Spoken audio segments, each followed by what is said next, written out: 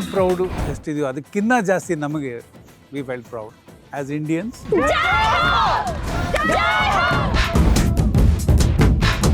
ನಮ್ಮ ದೇಶ ಬೇರೆ ಕಂಟ್ರಿಲಿ ನಮ್ಮ ದೇಶದೊಂದು ಜೆಂಡಾನ ಎತ್ತಿಡಿತೀವಲ್ಲ,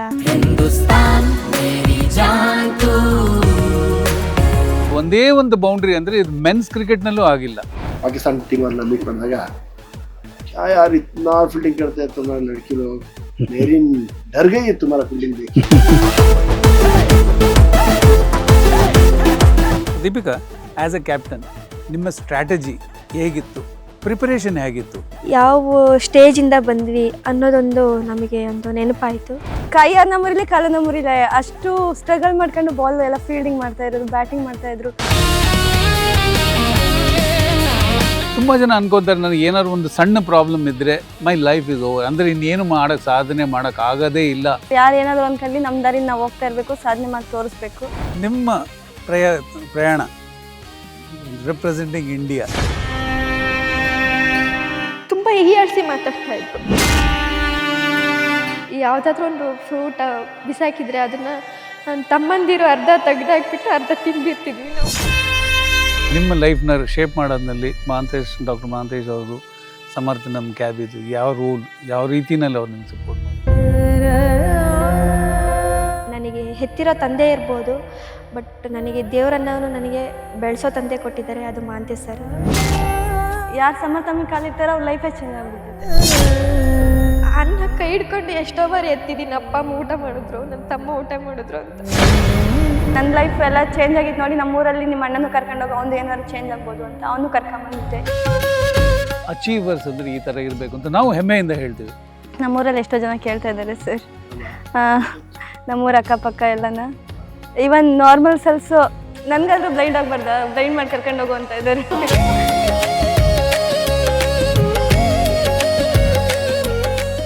ನಿಮ್ಮ ಜರ್ನಿನಲ್ಲಿ ನೀವು ಪದೇ ಪದೇ ನೀವು ಹೇಳ್ತಾ ಇದ್ದೀರಾ, ಎಲ್ಲ ಬ್ಯಾಕ್ಗ್ರೌಂಡ್ ತುಂಬ ಇದಾಗಿತ್ತು, ಪೇರೆಂಟ್ಸ್ ಫಸ್ಟ್ ನೀವು ವೆನ್ ಯು ಸೆಡ್ ನಾವು ಕ್ರಿಕೆಟ್ ಆಡಬೇಕು ಅಂತ ಅಂದಾಗ ಫ್ಯಾಮಿಲಿ ಸಪೋರ್ಟ್ ಇತ್ತಾ? ನಿಮ್ಮ ಇಮಿಡಿಯೇಟ್ ಸೊಸೈಟಿ ಅಂದರೆ ನಿಮ್ಮ ವಿಲೇಜ್ ಆಗಿರ್ಬೋದು, ಅಲ್ಲಿ ಸಪೋರ್ಟ್ ಇತ್ತಾ, ಅಥವಾ ನೀವೇನು ಆಡ್ತೀರಾ ಅಂತ ಒಂದು ಕ್ಯಾಶುವಲ್ ಆ್ಯಟಿಟ್ಯೂಡ್ ಇತ್ತಾ? ಯಾವ ಥರ ಇತ್ತು? ಸಪೋರ್ಟ್ ಇದ್ದರೆ ಅದನ್ನ ಹೆಂಗೆ ಮುಂದಕ್ಕೆ ತೊಗೊಂಬಂದ್ರಿ? ಅಡ್ವರ್ಸಿಟಿ ಅಂದರೆ ಅವರು ಯಾರೂ ಸಪೋರ್ಟ್ ಮಾಡಿಲ್ಲ, ಅದನ್ನು ಹೆಂಗೆ ಓವರ್ಕಮ್ ಮಾಡಿದ್ರಿ? ಅದರಿಂದ ಹೊರಗೆ ಹೆಂಗೆ ಬಂದ್ರಿ? ಏನು ಪ್ರಯತ್ನ ಪಟ್ರಿ? ಯಾವ ರೀತಿನಲ್ಲಿ ಮಾಡಿದ್ರಿ? ಸರ್, ನಾನು ಹುಟ್ಟಾಗೆ ನಾನು ಬ್ಲೈಂಡ್ ಆಗಿರಲಿಲ್ಲ. 5 ಮಂತ್ಸ್ ಬೇಬಿನಲ್ಲಿ ನಾನು ಅದು ಉಗುರಲ್ಲಿ ಪರ್ಚ್ಕೊಂಡು ಅದು ಬ್ಲೈಂಡ್ ಆಗಿದ್ದು ನಾನು.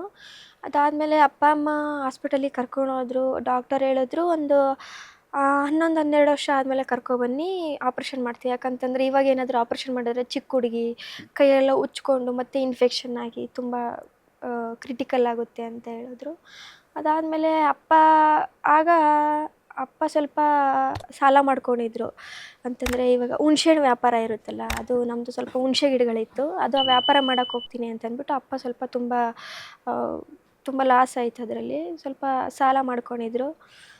ನಾನು 1 to 4th ನಾರ್ಮಲ್ ಸ್ಕೂಲಲ್ಲಿ ಓದಿದ್ದು. ಆಗ ನಮ್ಮ ಮನೆಯಲ್ಲಿ ಆಗ ನಮಗೆ ಊಟ ಮಾಡೋಕ್ಕೆ ಸಹ ಒಂದು ಏನೂ ಇರ್ತಿರ್ಲಿಲ್ಲ ಮನೆಯಲ್ಲಿ, ಅಷ್ಟು ಕಷ್ಟ ನಮಗೆ. ನಮ್ಮಮ್ಮ ಅಂತ ಅಜ್ಜಿ ಇದ್ರಲ್ಲ, ಅಪ್ಪ ಅಮ್ಮ ಇದ್ರಲ್ಲ, ಅವ್ರೂರಲ್ಲಿ ನಾನು ಬಿಟ್ಟಿದ್ರು. ಅಂತಂದರೆ ಸುಮ್ಮನೆ ಇಲ್ಲಿ ಊಟಕ್ಕೂ ಇರೋದಿಲ್ಲ, ಏನಿಲ್ಲ, ಅಟ್ಲೀಸ್ಟ್ ಅಲ್ಲಿಗೆ ಹೋದರೆ ಅವಳು ಹೊಟ್ಟೆ ತುಂಬ ಆದರೂ ಊಟ ಮಾಡ್ತಾಳೆ, ಅಟ್ಲೀಸ್ಟು ನಮ್ಮ ಅಣ್ಣ ಆದರೂ ನೋಡ್ಕೊತಾರೆ ಅವಳನ್ನ ಅಂತಂದ್ಬಿಟ್ಟು ನಮ್ಮ ಅಜ್ಜಿ ಊರಲ್ಲಿ ನಾನು ಬಿಟ್ಟರು. 1 to 4th ನಾನು ನಾರ್ಮಲ್ ಸ್ಕೂಲಲ್ಲಿ ಓದ್ತಾ ಇರಬೇಕಾದ್ರೆ ಅಲ್ಲಿ ಎಲ್ಲ ಅಂತಂದರೆ ನಾರ್ಮಲ್ ಹುಡುಗಿರು ಇರ್ತಾರಲ್ಲ, ಅವ್ರ ಜೊತೆ ಏನಾದರೂ ನಾನು ಆಟಾಡೋಕ್ಕೆ ಹೋದಾಗ ನೀನು ಬ್ಲೈಂಡು, ನೀನು ಏನಕ್ಕೆ ಬರ್ತೀಯ ನಮ್ಮ ಜೊತೆ ಆಟ ಆಡೋದಕ್ಕೆ, ನಿನಗೆ ಕಣ್ಣು ಕಾಣಿಸಲ್ಲ ಅಂತ ಎಲ್ಲ ಟೀಕೆ ಮಾಡ್ತಾಯಿದ್ರು. ಆಗ ನಾನು ಒಂದೊಂದು ಬಾರಿ ನಮ್ಮ ಊರಿಗೆ ಹೋಗ್ತಾ ಇದ್ದೆ. ಅಂತಂದ್ರೆ ನಾನು ಯಾವಾಗಲೂ ಅಪ್ಪ ಅಮ್ಮ ಜಾಸ್ತಿ ನೆನಪಾದ್ರೆ ನನ್ನ ಊರಿಗೆ ಕರ್ಕೊಂಡೋಗಿ ನಾನು ಊರಲ್ಲಿ ಇರ್ತೀನಿ ಅಂತ ಅಂದ್ಬಿಟ್ಟು ನಮ್ಮ ಮಾವ ತೊಗೊಂಡೋಗಿ ಬಿಟ್ಬಿಡ್ತಿದ್ರು ನನ್ನ ಅಲ್ಲಿ. ಆಗ ನಮ್ಮ ಅಮ್ಮನ ಹತ್ರ ಹೇಳ್ತಾ ಇದ್ದೆ, ಅಮ್ಮ ನನ್ನ ಹಿಂಗೆಲ್ಲ ಅಂತಾರೆ ಅಮ್ಮ ಅಂತಂತಿದ್ದೆ. ಯಾವ್ದಾರು ಅಂದರೂ ಅಲ್ಲಿ ಬಿಡು, ಅದಕ್ಕೆಲ್ಲ ತಲೆ ಕೆಡಿಸ್ಕೊಬೇಡ ಅಂತ ಅಮ್ಮ ಹಂಗಂತ ಇದ್ರು. ಎಷ್ಟೋ ಬಾರಿ ಸರ್, ಆಗ ನಮ್ಮ ಮನೇಲಿ ಇವಾಗ ಒಂದು ಟೈಮು ನಮ್ಗೆ ಊಟಕ್ಕೆ ಇಲ್ದಿದ್ಲೆ ನಾನು ನನ್ನ ತಮ್ಮ ಫುಲ್ಲು ಊರೆಲ್ಲ ಟ್ರಿಪ್ ಆಗ್ತಾಯಿದ್ವಿ, ಅಟ್ಲೀಸ್ಟು ಏನಾದರೂ ಸಿಗುತ್ತೆ ಅಂತಂದ್ಬಿಟ್ಟು.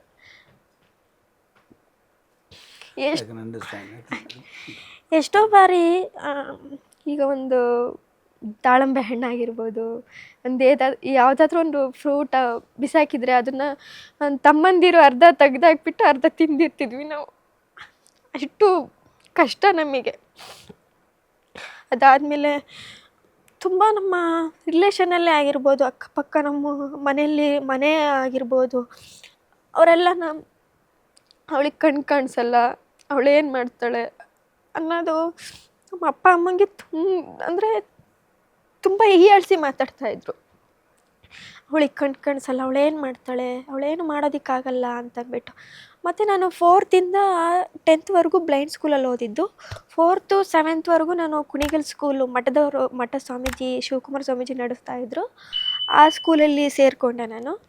ಅಲ್ಲಿ ಎಷ್ಟೋ ಬಾರಿ ನಾನು ಅಂತಂದರೆ ಇವಾಗ ಬ್ಲೈಂಡ್ ಸ್ಕೂಲಲ್ಲಿ ಬರ್ತ್ಡೇ ಸೆಲೆಬ್ರೇಷನ್ ಆಗಿರ್ಬೋದು, ಆ ಥರ ಸೆಲೆಬ್ರೇಷನ್ ಮಾಡ್ಕೊಳಕ್ಕೆ ಬರ್ತಾಯಿದ್ರಲ್ಲ, ಆಗ ಒಂದು ಕೇಕ್ ಇಟ್ಕೊಂಡು ಸಹ ನಾನು ಎಷ್ಟೋ ಬಾರಿ ನೆನೆಸ್ಕೊಂಡಿದ್ದೀನಿ, ಅಯ್ಯೋ ನನ್ನ ತಮ್ಮರಿಗೆ ಇದು ಸಿಕ್ಕಿಲ್ವಲ್ಲ, ನಾನು ಒಬ್ಬಳೇ ತಿಂತಾಯಿದ್ದೀನಲ್ಲ ಅನ್ನೋದು ಎಷ್ಟೋ ಬಾರಿ ಫೀಲ್ ಆಗ್ತಿತ್ತು ನನಗೆ. ಇವಾಗ ಒಳ್ಳೊಳ್ಳೆ ಊಟ ಸಿಕ್ತಾಗಿರ್ಬೋದು, ಆ ಒಂದು ಅನ್ನ ಕೈ ಹಿಡ್ಕೊಂಡು ಎಷ್ಟೋ ಬಾರಿ ಎತ್ತಿದ್ದೀನಿ, ಅಪ್ಪ ಅಮ್ಮ ಊಟ ಮಾಡಿದ್ರು, ನನ್ನ ತಮ್ಮ ಊಟ ಮಾಡಿದ್ರು ಅಂತ. ಅದಾದಮೇಲೆ ನಾನು 8th 9th 10th ರಂಗರಾವ್ ಸ್ಕೂಲಲ್ಲಿ ಓದಿದ್ದು. ಒಂದು ನಮ್ಮ ಜೊತೆ ಇದ್ದು ಹಿಂದೆ ಮಾತಾಡ್ಕೊಳ್ತಾರಲ್ಲ, ಅದಕ್ಕಿಂತ ನೋವು ಬೇರೆ ಎಲ್ಲೂ ಆಗೋದಿಲ್ಲ. ಇವಾಗ ಬೇರೆಯವ್ರು ಮಾತಾಡ್ಕೊಂಡ್ರೆ ಬಿಡೋರು ಯಾರು ನಮಗೆ ಸಂಬಂಧ ಇಲ್ಲ, ಅವ್ರು ಮಾತಾಡ್ಕೊಳ್ತಾರೆ ಅಂತ ಅಂದ್ಬಿಟ್ಟು ಸುಮ್ಮನೆ ಆಗ್ತೀವಿ. ಇವಾಗ ನಮ್ಮ ಸಂಬಂಧದವರೇ ನಮ್ಮ ಬಗ್ಗೆ ಏನಾದರೂ ಮಾತಾಡ್ಕೊಂಡ್ರೆ ತುಂಬ ಕಷ್ಟ ಆಗುತ್ತೆ. ಆಗ ಅಪ್ಪ ಸಾಲ ಮಾಡ್ಕೊಂಡಾಗ ನಮ್ಮದು ನೀರಾವರಿ ಇಲ್ಲ, ಒಂದು 2 ಎಕರೆ ಭೂಮಿ ಇದೆ ಅಂತಂದರೆ ನಮ್ಮದು ಫುಲ್ಲು ಡ್ರೈ ಏರಿಯಾ ಬರುತ್ತೆ ಸರ್. ಎಷ್ಟೇ ಬೋರ್ ಹಾಕ್ಸಿದ್ರು ಅಲ್ಲಿ ನೀರು ಸಿಗೋದಿಲ್ಲ. ಅಪ್ಪ ಅಂತಂದರೆ ಅಟ್ಲೀಸ್ಟ್ ನಮಗೆ ರಾಗಿ ಆದರೂ ಬೇಕಲ್ವಾ. ಸೊ ಹಂಗಾಗಿ ಅಪ್ಪ ಅಜ್ಜಿ ಊರಲ್ಲಿ ವ್ಯವಸಾಯ ಅಜ್ಜಿ ಜಮೀನಲ್ಲಿ ನೀರಿತ್ತು. ಅಜ್ಜಿ ಊರಿಗೆ ವ್ಯವಸಾಯ ಮಾಡೋದಕ್ಕೆ ಅಲ್ಲಿಂದ ರಾಗಿ ಬೆಳೆದ್ಬಿಟ್ಟು ತಂದು ಕೊಡ್ತಾಯಿದ್ರು ನಮಗೆ. ಅಟ್ಲೀಸ್ಟ್ ಆವಾಗ ನಮ್ಮಪ್ಪ ನಮ್ಮನ್ನು ನೋಡ್ಕೊಂಡು ಹೋಗೋದಕ್ಕೆ ನಮಗೆ ಅಜ್ಜಿ ಊರಿಂದ 3 ಕಿಲೋಮೀಟ್ರ್ ಇರ್ತಿತ್ತು, ನಮ್ಮೂರಿಗೆವರೆಗೂ 3 ಕಿಲೋಮೀಟ್ರು. ಆಗ ಸೈಕಲ್ ಇಲ್ಲ, ಗಾಡಿ ಇಲ್ಲ, ಏನಿಲ್ಲ ಅಪ್ಪನ ಹತ್ರ. ಆವಾಗ ಒಂದು 12 ಗಂಟೆ ಹಂಗೆ ನಮ್ಮನ್ನು ಅಷ್ಟು ದೂರದಿಂದ ನಡ್ಕೊಬಂದು 12 ಗಂಟೆಗೆ ನೋಡಿಕೊಂಡು ಮತ್ತೆ ವಾಪಸ್ ಹೋಗ್ತಿದ್ರು. ಯಾಕಂತಂತಂದರೆ ಬೆಳಗ್ಗೆ ಟೈಮ್ ಬಂದರೆ ಸಾಲದವ್ರ ಮನೆ ಹತ್ರ ಬರ್ತಾರಲ್ಲ ಅಂತ. ಆಗ ಅಪ್ಪ 12 ಗಂಟೆಗೆ ಬಂದುಬಿಟ್ಟು ನಮ್ಮನ್ನು ನೋಡಿಕೊಂಡು ಮಾತಾಡಿಸ್ಕೊಂಡು ಅದೇ ಹೊರ್ಟೋಗ್ಬಿಡ್ತಿದ್ರು, ನೈಟೇ ಹೊರ್ಟೋಗ್ಬಿಡ್ತಾಯಿದ್ರು. ಅಷ್ಟು ಕಷ್ಟ. ಆವಾಗ ನಮ್ಮ ಅಮ್ಮನೂ ಅಷ್ಟೇ, ನಮ್ಮ ಅಮ್ಮ ಊರ ಕಡೆಯಿಂದ ಯಾರಾದರೂ ಬಂದರೆ ನಮ್ಮ ಅಮ್ಮ ಬಾಗ್ಲಾಕೊಳ್ತಿದ್ರು ಅಂತಂತಂದರೆ ಬಾಗ್ಲಾಕೊಂಡ್ಬಿಡ್ತಿದ್ರಂತೆ. ಯಾಕಂತಂದರೆ ಅವ್ರು ಬಂದರೆ ಏನಾದರೂ ಅಟ್ಲೀಸ್ಟ್ ಮಾಡಿಡಬೇಕಲ್ಲ ಅವರಿಗೆ ಏನಾದರೂ ಊಟಕ್ಕೆ. ಅಟ್ಲೀಸ್ಟ್ ಏನಾದರೂ ಮಾಡಿಕ್ಕಕ್ಕೂ ಸಹ ನಮ್ಮ ಮನೆಯಲ್ಲಿ ಒಂದು ಅಕ್ಕಿ, ಒಂದು ರಾಗಿ ಏನೂ ಇರ್ತಿರ್ಲಿಲ್ವಂತೆ. ನಮ್ಮಮ್ಮ ಬಾಗ್ಲಾಕೊಂಡು ಒಳಗಡೆ ಸುಮ್ಮನೆ ಅಳ್ತಾ ಇದ್ರಂತೆ. ಅಷ್ಟು ಕಷ್ಟ ನಮಗೆ. ಅದಾದಮೇಲೆ ನಾನು 10th ಆದಮೇಲೆ ಫಸ್ಟ್ PU ಸೆಕೆಂಡ್ PU ಊರಲ್ಲೇ ಬರಗೂರಲ್ಲಿ ಜ್ಞಾನಜ್ಯೋತಿ ಕಾಲೇಜಲ್ಲಿ ಓದಿದ್ದು ನಾನು. ಆಗಲೂ ಸಹ ಅಪ್ಪ ಒಂದು ದಿನ ಅಪ್ಪ ಅಮ್ಮಗೆ ಬಿಡಮ್ಮ ಇವತ್ತು ಜಾಸ್ತಿ ಬಿಸಿಲಿದೆ, ಏನು ಕೂಲಿ ಕೆಲ್ಸಕ್ಕೆ ಹೋಗಬೇಡ ಅಂತಂದರೆ, ಅಮ್ಮ ಫೀಸ್ ಕಟ್ಟಬೇಕಲ್ಲ, ಹೋಗಲೇಬೇಕು, ಮತ್ತು ನಿನಗೆ ಇದು ಬಸ್ ಚಾರ್ಜಿಗೆ ಕೊಡಬೇಕಾಗುತ್ತೆ, ಅದೆಲ್ಲ ನೋಡ್ಕೋಬೇಕಲ್ಲ, ಏನಾಗಲ್ಲ. ನಮ್ಮಮ್ಮ ಎಷ್ಟೋ ಬಾರಿ ಹುಷಾರಿಲ್ದಿದ್ರೂ ಸಹ ನಮ್ಮಮ್ಮಿ ಕೂಲಿಗೆ ಹೋಗ್ತಾಯಿದ್ರು. ಅಷ್ಟು ಕಷ್ಟ ಆವಾಗ. ಅದಾದಮೇಲೆ ನಾನು ಸೆಕೆಂಡ್ PU ಕಂಪ್ಲೀಟ್ ಮಾಡಿದೆ. ನನ್ನ ತಮ್ಮಂಗೆ ಸ್ವಲ್ಪ ಫೀಸ್ ಕಟ್ಟೋದಕ್ಕೆ ಸ್ವಲ್ಪ ಪ್ರಾಬ್ಲಮ್ ಆಯಿತು. ಅವನು ಸಹ ಸ್ವಲ್ಪ ಸಾಲ ಎಲ್ಲ ಇತ್ತಲ್ಲ, ಸೊ ಅವನು ಸೆಕೆಂಡ್ PUಕ್ಕೆ ಡಿಸ್ಕಂಟಿನ್ಯೂ ಮಾಡ್ದೆ ಸೆಕೆಂಡ್ PU ಆದಮೇಲೆ. ಅದಾದಮೇಲೆ ಇವಾಗ ಪ್ರೆಸೆಂಟು ಇಬ್ಬರು ತಮ್ಮ ನನಗೆ. ಅವರಿಬ್ಬರೂ ಒಬ್ಬ ಫ್ಯಾಕ್ಟ್ರಿಲಿ ಕೆಲಸ ಮಾಡ್ತಾನೆ, ಇನ್ನೊಬ್ಬ ಮೆಡಿಕಲ್ ರೆಪ್ ಮಾಡ್ತಾ ಇದ್ದಾನೆ. ಇವಾಗ ಪ್ರೆಸೆಂಟು ನಾನು 2023ನಲ್ಲಿ IBSC ವರ್ಡ್ಗೆ ಮಾಡಿದೆ, ಗೋಲ್ಡ್ ಮೆಡಲ್ ವಿನ್ ಆಯಿತು. ಮತ್ತು ಸಮರ್ಥ ಕ್ಯಾಬಿ ನಮಗೆ ಪರ್ಸ್ನಲಿ ನಮಗೆ ಫ್ಯಾಮಿಲಿಗೆ ತುಂಬಾ ಸಪೋರ್ಟಿವ್ ಆಗಿರ್ತೈತೆ ಸರ್ ನಮಗೆ. ಇವಾಗ ನಾನು ಯಾವಾಗ 2019ನಲ್ಲಿ ಸಮರ್ಥ ಬಂದೋ ಅವಾಗ ತುಂಬ ಫೈನಾನ್ಷಿಯಲ್ ಆಗಿರ್ಬೋದು, ಇವಾಗ ಎಷ್ಟೋ ಇವಾಗ ಕ್ರಿಕೆಟಲ್ಲಿ ನಮ್ಮ ಬ್ಲೈಂಡ್ ಕ್ರಿಕೆಟಲ್ಲಿ ಎಷ್ಟೋ ಜನ ಮ್ಯಾಚ್ ಫೀಸ್ ಸಿಗುತ್ತಲ್ಲ ಅನ್ನೋಕ್ಕೋಸ್ಕರ ಬರ್ತಾ ಇದ್ದಾರೆ. ಅಟ್ಲೀಸ್ಟ್ ನಮಗೆ ಮ್ಯಾಚ್ ಫೀಸ್ ಆದರೂ ಸಿಕ್ಕಿದ್ರೆ ಅಟ್ಲೀಸ್ಟು ಅಪ್ಪ ಅಮ್ಮಗೆ ಕೊಟ್ಬಿಟ್ಟು ಅವ್ರು ರೇಷನ್ ಆದರೂ ತೊಗೊಳ್ತಾರಲ್ಲ ಅನ್ನೋ ಒಂದು ಸಿಚುವೇಶನ್ ಈಗಲೂ ಸಹ ಇದೆ ನಮ್ಮದ್ರಲ್ಲಿ. ಈವನ್ ನಾನು ಕೂಡ 2023 IBSC ವರ್ಡ್ ಗೇಮ್ ವಿನ್ ಆಗಾದ್ಮೇಲೆ ನನಗೆ ಇನ್ಕಮ್ ಟ್ಯಾಕ್ಸ್ ಆಫೀಸಲ್ಲಿ ಜಾಬ್ ಸಿಕ್ತು ನನಗೆ. ಪ್ರೆಸೆಂಟ್ ನಾನು ಇನ್ಕಮ್ ಟ್ಯಾಕ್ಸ್ ಆಫೀಸಲ್ಲಿ ಮುಂಬೈ ಅಯ್ಯಕರ್ ಭವನಲ್ಲಿ ಕೆಲಸ ಮಾಡ್ತಾ ಇದ್ದೀನಿ. ನಮ್ಮ ಆಫೀಸಲ್ಲೂ ಅಷ್ಟೇ ತುಂಬಾ lot of support sir income tax ಆಫೀಸಲ್ಲಿ. ಅಂತಂದರೆ ಈಗ ನನಗೆ ಈ ಥರ ಮ್ಯಾಚ್ ಇದೆ, ನಾನು ಹೋಗಬೇಕು ಸರ್ ಅಂತ ಏನಾದರೂ ನಾನು ಲೀವ್ ಕೇಳಿದ್ರೆ, ಆಯಿತು ಹೋಗ್ಬಿಟ್ಟು ಬಾ, ಚೆನ್ನಾಗಿ ಆಡು ಅಂತ ಎಂಕರೇಜ್ ಮಾಡ್ತಾ ಇರ್ತಾರೆ. ಸೊ ಅದಾದಮೇಲೆ ಪ್ರೆಸೆಂಟ್ ನಾನು ಕರ್ನಾಟಕ ಟೀಮ್ ಕ್ಯಾಪ್ಟನ್ನು. ಪ್ರೆಸೆಂಟ್ ನಾನು ಫಸ್ಟ್ ಎವರ್ ವರ್ಲ್ಡ್ ಕಪ್ಪಿಗೆ ಕ್ಯಾಪ್ಟನ್ ಆಗಿರೋದು ತುಂಬ ನನಗೆ ಪ್ರೌಡ್ ಅನಿಸುತ್ತೆ. ಮತ್ತು ಅದು ಎಲ್ಲರಿಗೂ ಒಂದು ಕನ್ಫ್ಯೂಷನ್ ಇದೆ, ಅಂದರೆ ನಂದು ಯಾವ ಊರು ಏನು ಅನ್ನೋದೊಂದು ಕನ್ಫ್ಯೂಷನ್ ಇದೆ ಅದೆಲ್ಲರಿಗೂ. ಇಂಡಿಯನ್ ಅಂತ ಹೇಳಿ ಹಾಂ, That's what ಅಲ್ವಾ? ನಾನೊಬ್ಳು ಇಂಡಿಯನ್.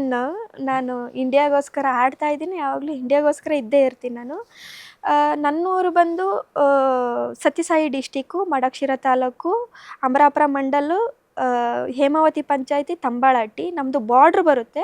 ಒಂದು 2-3 ಮೀಟರ್ಸ್ ಬಂದರೆ ಆಲೇ ಕರ್ನಾಟಕ, ಕರಿತಿಮ್ನಳ್ಳಿ ಬರುತ್ತೆ. ಅದು ಶಿರಾ ತಾಲೂಕು, ತುಮಕೂರು ಡಿಸ್ಟಿಕ್ ಬರುತ್ತೆ. ಸೊ ನನಗೆ ಯಾವುದೇ ರೀತಿ ನನಗೆ ಬೇರೆ ಯಾವುದೂ ಅನಿಸಿಲ್ಲ. ನನಗೆ ಇವಾಗ ಆಂಧ್ರ ಬೇರೆ, ಕರ್ನಾಟಕ ಬೇರೆ, ನನಗೆ ಯಾವತ್ತೂ ಆ ಥರ ಅನಿಸಿಲ್ಲ ನನಗೆ. ಒಂಥರ ನನಗೆ ಆಂಧ್ರ ಕರ್ನಾಟಕ ಅಂತಂದರೆ ಒಂದೆರಡು ಕಣ್ಣಿದ್ದಂಗೆ ನನಗೆ. ಇವಾಗ ನಾನು ಹುಟ್ಟಿದ್ದು ಆಂಧ್ರ, ಇವಾಗ ನನಗೆ ಅನ್ನ ಕೊಡ್ತಾ ಇರೋದು ಕರ್ನಾಟಕ. ಎರಡಕ್ಕೂ ನಾನು ಯಾವಾಗಲೂ ಚಿರಋಣಿಯಾಗಿರ್ತೀನಿ ನಾನು. ಸೊ ಜನ್ಮಭೂಮಿ ಕರ್ಮಭೂಮಿ ಎರಡೂ ಜನ್ಮಭೂಮಿ ಕರ್ಮಭೂಮಿ. ಭಾಳ ಇನ್ಸ್ಪೈರಿಂಗ್ ಆಗಿದೆ ದೀಪಿಕಾ ನೀವು ಹೇಳ್ತಾ ಇರೋದು. ಆ್ಯಂಡ್ ಇಟ್ ಇಸ್ ಸ್ಯಾಡ್, ನಮಗೂ ಅನಿಸುತ್ತೆ ಫ್ಯಾಮಿಲಿ ಆಗಲಿ ಅಥವಾ ಸರೌಂಡಿಂಗ್ಸ್ನಲ್ಲಿ ಸೋಷಿಯಲ್ ಸ್ಟ್ಯಾಟನಲ್ಲಿ ಇರೋರು ಯಾರನ್ನೂ ಆ ಥರ ಟ್ರೀಟ್ ಮಾಡಬಾರ್ದು. ಸೊ ನಮ್ಮ ಕಡೆಯಿಂದ ಒಂದು ಮೆಸೇಜ್ ಏನಂದರೆ, achievers can be in any form. ಇವಾಗ ಸಾಕಷ್ಟು ಜನ ಇದ್ದಾರೆ ಓವರ್ ಪ್ಲೇಯಿಂಗ್, ಅವ್ರಿಗೆ ಎಲ್ಲ ಥರದ ಕಾರ್ನಲ್ಲಿ ಕರ್ಕೊಂಡು ಹೋಗಿಬಿಡ್ತಾರೆ, ಅಪ್ಪ ಅಮ್ಮ ಆಡ್ತಾರೆ ಬರ್ತಾರೆ. ಬಟ್ ಅಚೀವ್ಮೆಂಟ್ ಏನು ಅಂತ ಕೇಳಿದಾಗ ಫ್ಯೂ ಇಯರ್ಸ್ ಲೇಟರ್ ಅವ್ರದ್ದಿರಲ್ಲ. ಬಟ್ ನೀವು ಟ್ರೆಮೆಂಡಸ್ ಆಗಿ ಇದು ಮಾಡಿ. ನಮ್ಮ ಅಪ್ಪ ಯಾವಾಗಲೂ ಒಂದೇ ಮಾತು ಹೇಳ್ತಾರೆ ಸರ್, ನಾವು ನಮ್ಮ ಕೈಯಿಂದ ಯಾರಿಗೆ ನಮ್ಗೆ ಎಷ್ಟಾಗುತ್ತೋ ಅಷ್ಟು ನಾವು ಒಬ್ಬರಿಗೆ ಸಹಾಯ ಮಾಡಿದ್ರೆ ಖಂಡಿತ ದೇವರನ್ನು ಖಂಡಿತ ನಮಗೂ ಒಂದಿನ ಒಳ್ಳೇದು ಮಾಡೇ ಮಾಡ್ತಾನೆ ಅನ್ನೋದೊಂದು ನಮ್ಮಪ್ಪ ಹೇಳ್ತಾಯಿದ್ರು. ಆ ಒಂದು ನಮ್ಮಪ್ಪ ಅಷ್ಟು ಅಂತಂದರೆ ಒಳ್ಳೇದು ಮಾಡಿರೋದಕ್ಕೆ ಇವತ್ತು ನನಗೆ ಒಳ್ಳೆ ಸ್ಥಾನ ಸಿಕ್ಕಿದೆ ಅಂತ ಹೇಳಕ್ಕೆ ಇಷ್ಟ. ಮುಂದೇನು ಇದೇ ರೀತಿ ಚೆನ್ನಾಗಾಗತ್ತೆ. There is no doubt about it. Blessings of all the Indians around ಪ್ರತಿಯೊಬ್ಬರೂ they are definitely blessing you and wishing you. So ಅದು ಯಾವಾಗಲೂ ಮುಂದಕ್ಕೆ ಮತ್ತೆ ಕಣ್ಣೀರು ಹಾಕಬಾರ್ದು, ಕಣ್ಣೀರು ಬರದೇ ಇರಂಗೆ ಆಗುತ್ತೆ ಅಂತ ನಮ್ಮ ಕಡೆಯಿಂದ we will be very proud to see you always smiling. ಯಾವತ್ತೂ ಮತ್ತೆ ಕಣ್ಣೀರು ಹಾಕ್ಬೇಡಿ.